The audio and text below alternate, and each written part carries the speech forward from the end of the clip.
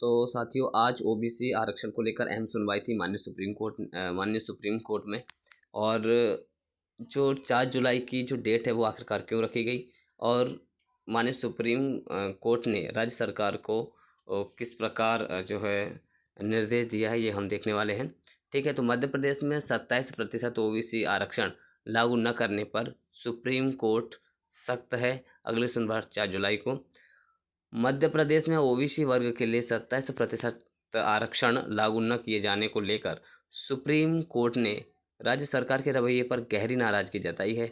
Supreme court की अवकाशकालीन bench ने बुधवार को इस मामले में विशेष सुनवाई करते हुए राज्य सरकार से कड़ा जवाब तलब किया है और निर्देश दिया है कि सरकार 4 जुलाई को कोर्ट में उपस्थित होकर स्पष्ट जवाब दे। साथियों, माननीय सुप्रीम कोर्ट ने पहले भी ये कहा है कि ऐसी कोई रोक नहीं है, आप लागू कर सकते हैं, और माननीय हाई कोर्ट भी ये कह चुका है। लेकिन साथियों, जब हम ज्ञापन हमारे ओबीसी वर्ग के साथी जब देते हैं, माननीय मुख्यमंत्री जी को भी हाल ही में ज्ञापन ग्वालियर में दिया गया था, तो उन्होंने कहा था कि हम हफ्ता 15 दिन के अंदर हम इस पर ज़रूर मतलब हम 27% आरक्षण लागू करने जा रहे हैं। लेकिन फिर भी आज वहाँ पे उपस्थित नहीं हुए।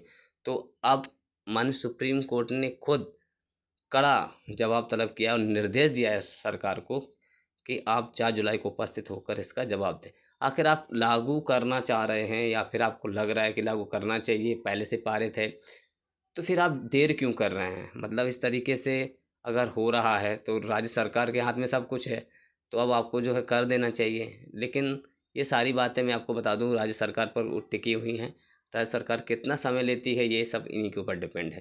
ठीक है, सुनवाई के दौरान सुप्रीम कोर्ट ने आश्चर्य जताते हुए कहा कि मध्य प्रदेश विधानसभा द्वारा 14 अगस्त 2019 को पारित 27% आरक्षण कानून पर कोई स्थगन नहीं है।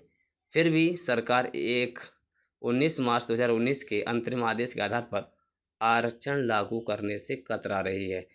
देखो, कोई स्टे नहीं है 27% ओबीसी आरक्षण पर, फिर भी जो सरकार है, राज्य सरकार है, वो आरक्षण लागू करने पर कतरा क्यों रही है? ये बातें निकल कर आई हैं, जो विधायी प्रक्रिया के बाद पारित कानून पर लागू नहीं होता है। जब आप पहले से पारित है, उसके बाद आप ये कानून लागू नहीं होता कि आप रोक रहे हैं, रोकना लागू नहीं होता। ठीक है, कानून बना लेकिन लागू नहीं। राज्य विधानसभा द्वारा पारित कानून के बावजूद आरक्षण लागू न होने से प्रदेश में संवैधानिक संकट की स्थिति उत्पन्न हो गई है। एमपीपीएससी और अन्य भर्ती परीक्षाओं में आरक्षण के अभाव में चयन प्रक्रियाएं रुकी हुई हैं, जिसमें सैकड़ों अभ्यर्थी प्रभावित हुए हैं।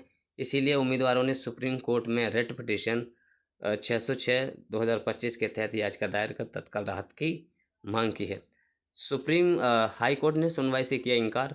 इससे पहले मध्य प्रदेश हाई कोर्ट ने इस मामले में सुनवाई से इनकार कर दिया था, जिससे अभ्यर्थियों को सुप्रीम कोर्ट की शरण जो है लेनी पड़ी।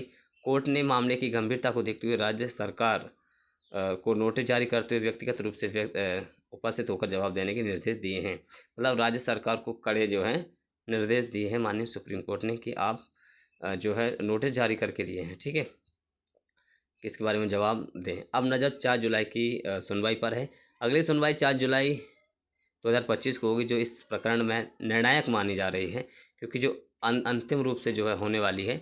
ओबीसी वर्ग के लाखों अभ्यर्थियों की नज़र अब इस पर टिकी है कि क्या सुप्रीम कोर्ट के निर्देश के बाद मध्य प्रदेश सरकार 27% आरक्षण को तत्काल प्रभाव से लागू करती है या नहीं।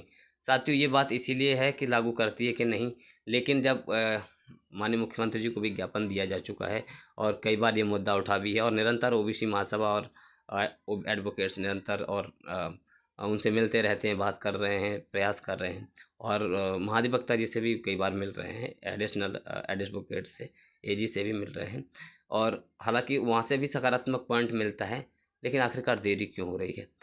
तो अब देखते हैं कि आखिर क्या होता है। लेकिन अब जो 4 जुलाई है वो बहुत ज़्यादा महत्वपूर्ण है इसको लेकर।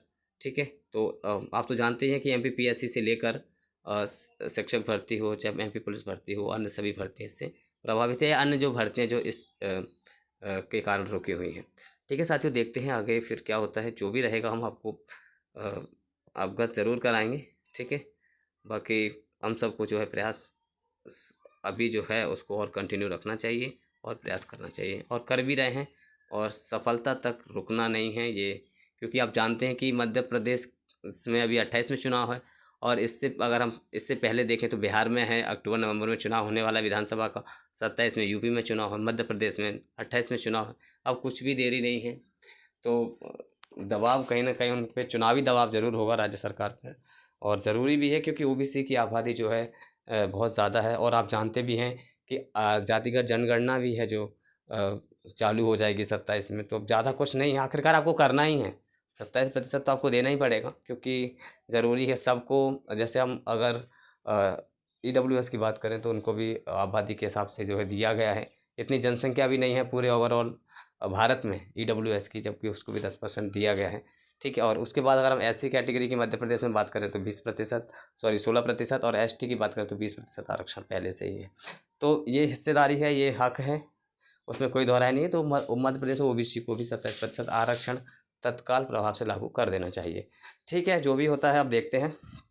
फिलहाल जो महत्वपूर्ण जो अब है सुनवाई वो 4 जुलाई को है। अब देखते हैं क्या निष्कर्ष निकलता है, ठीक है। धन्यवाद।